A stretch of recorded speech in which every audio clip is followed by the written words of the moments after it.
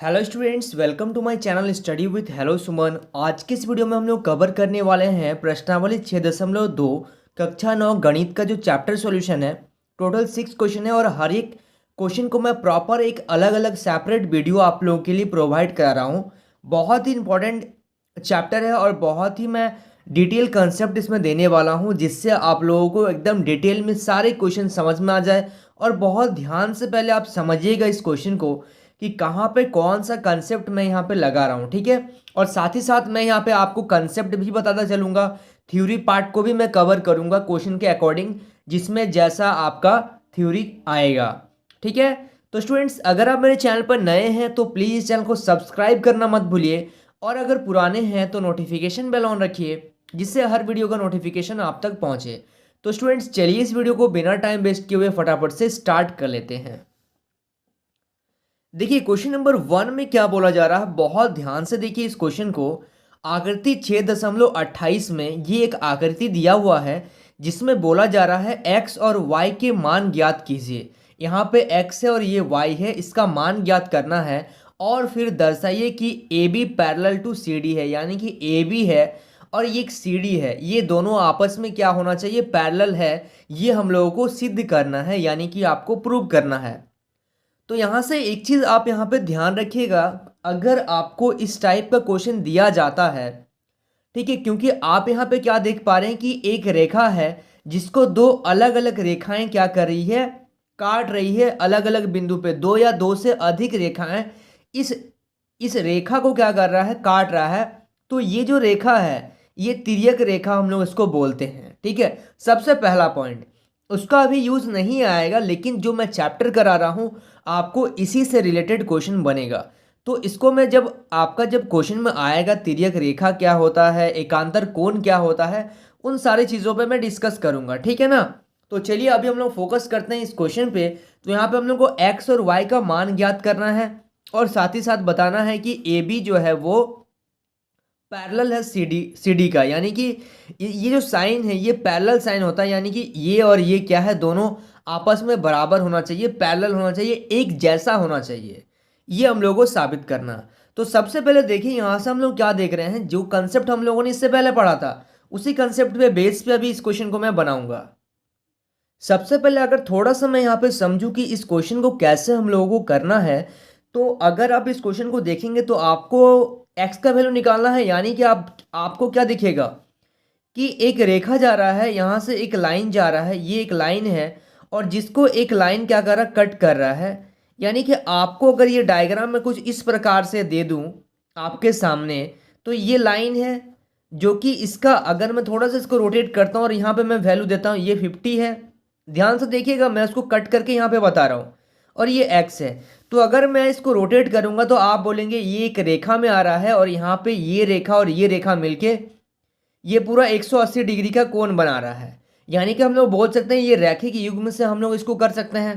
पहला पॉइंट यहाँ से पकड़िए, समझ में आ रहा है पहला चीज़, ठीक है। और दूसरा, अगर हम लोग यहाँ से देखें कि एक लाइन है और इसको दूसरा लाइन कट कर रहा है, यानी कि ये जो होता है और ये कोण, ये दिया हुआ आपको 130 डिग्री, और यहाँ पे दिया हुआ है y, यानी कि हम लोग बोल सकते हैं ये और ये क्या है, शीर्षाभिमुख कोण से ये दोनों इक्वल है, और ये शीर्षाभिमुख कोण से इक्वल है। तो यहाँ तक तो हम लोग इसको कर पा रहे हैं। तो यहाँ से हम लोग x और y का मान निकालेंगे, और यहाँ से एक चीज़ समझिएगा, जब y का वैल्यू आ जाएगा, आपका x का वैल्यू आ जाएगा, तब यहाँ पे एक रेखा बन रहा है, एक लाइन बन रहा है। ये जो कोण है, ये जो कोण है और ये जो कोण है, ये हम लोगों ने एक कंसेप्ट हम लोगों को जानना पड़ेगा। जब एक लाइन हो और इस लाइन को दो या दो से अधिक बार अगर हम लोग काटेंगे किसी दूसरे लाइन से, तो ये एक तिर्यक कोण या तिर्यक रेखा हम लोग इसको बोल सकते हैं, जो कि आपका थ्योरी पार्ट में दिया गया है। अच्छा, अब अगर ये ऐसा है, अगर यहाँ पे ये ऐसा रहेगा, तो यहाँ से जो कोण बन रहा है, ये जो कोण है और ये जो कोण है, ये आपस में क्या है, अपोजिट है। यानी कि हम लोग इसको बोलते हैं एकांतर कोण का युग्म क्या है, बराबर है। यानी कि ये दोनों जो कोण बन रहे हैं वो एकांतर कोण बन रहे हैं। तो ये दोनों अगर एकांतर कोण है, तभी हम लोग बोल सकते हैं कि एकांतर कोण कब होगा, जब ये लाइन और ये लाइन आपस में पैरेलल होगा। तो यानी कि ये और ये एकांतर बन रहे, इसका मतलब ये दोनों आपस में क्या है, पैरेलल है। तो देखिए यहाँ से हम लोगों ने x का वैल्यू निकाला, यहाँ से y का वैल्यू निकाला, यहाँ पे हम लोगों ने एकांतर कोण को पढ़ा, उसको मैं बताऊंगा अभी डिटेल में आपको। और फिर हम लोगों ने जब एकांतर कोण निकाला तो यहाँ से हम लोग बता सकते हैं एकांतर कोण तभी संभव होता है जब ये लाइन और ये लाइन आपस में क्या हो, पैरेलल हो। क्लियर है, ये तो बेसिक कंसेप्ट था आप लोगों का। चलिए अभी हम लोग इसको प्रॉपर तरीके से मैं इसको बता रहा हूँ आप लोगों को। तो सबसे पहले देखिए यहाँ पे हम लोग स्टार्ट कैसे करेंगे। मैंने आपको बताया कि ये जो लाइन जा रहा है, ये लाइन और ये जो कोण है और ये कोण है, दोनों मिलके इस लाइन पे क्या कर रहे हैं, रैखिक युग्म बना रहे हैं। यानी कि अगर हम लोग बात करें एंगल 50 प्लस x बराबर 180 डिग्री, ये कैसे हो रहा है, ब्रैकेट में लिखिएगा रैखिक युग्म से। ठीक है, बहुत ध्यान से देखते हुए चलिएगा। अब यहाँ से हम लोगों को क्या करना है, x का वैल्यू निकालना है। तो x का वैल्यू निकालने के लिए 180 माइनस ये प्लस का है 50, अगर इसको राइट साइड की ओर लेके आ जाएंगे तो ये माइनस का 50, यानी कि x इज इक्वल टू आपका आ जाएगा 130, यानी कि x का वैल्यू आ गया 130। यहाँ से हम लोग को x का जो वैल्यू है वो आ गया 130। ठीक है, पहला चीज। और यहाँ से देख लेंगे y जो है, यहाँ से देखिए अगर ये 130 है तो ये भी 130 होगा, क्योंकि यहाँ से हम लोग क्या देख सकते हैं, एक तो ये देखिए शीर्षाभिमुख कोण तो बन रहा है, तो यहाँ पे हम लोग डायरेक्ट पहले लिख सकते हैं कि y का वैल्यू जो है वो 130 हो जाएगा, क्योंकि यहाँ पे 130 दिया हुआ है। और ये दोनों आपस में कैसे ये हो रहा है, यहाँ पे हम लोग लिख देंगे चूंकि शीर्षाभिमुख कोण। ठीक है, शीर्षाभिमुख कोण, शीर्षाभिमुख कोण होने से क्या होता है, आपस में ये जो दोनों कोण है, ये दोनों का मान क्या होता है, इक्वल हो जाता है। तो यहां से ये चीज समझ में आ गया। अब हम लोग देखते हैं, अतः ये लाइन को पकड़ते हैं, ये x हो गया और ये y हो गया। ऐसा तभी संभव होता है जब एकांतर कोण बने, और एकांतर कोण तभी बनता है जब ये दो लाइन आपस में, दोनों लाइन क्या हो, AB और CD क्या हो, पैरेलल हो। ठीक है, यानी कि तिर्यक रेखा हम लोग का बने। तो यहाँ पे हम लोग लिखेंगे, यहाँ पे लिखेंगे x equal to y equal to 130 degree.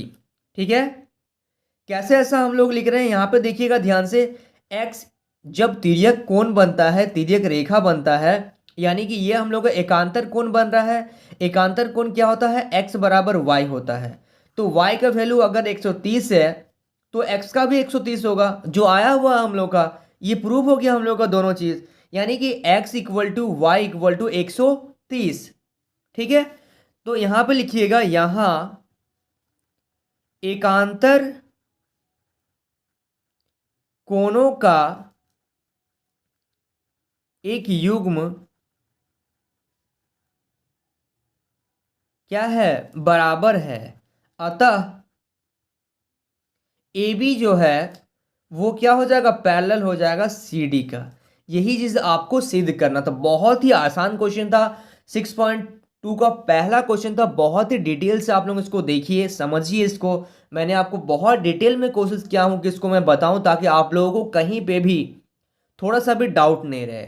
So students, please note down this question.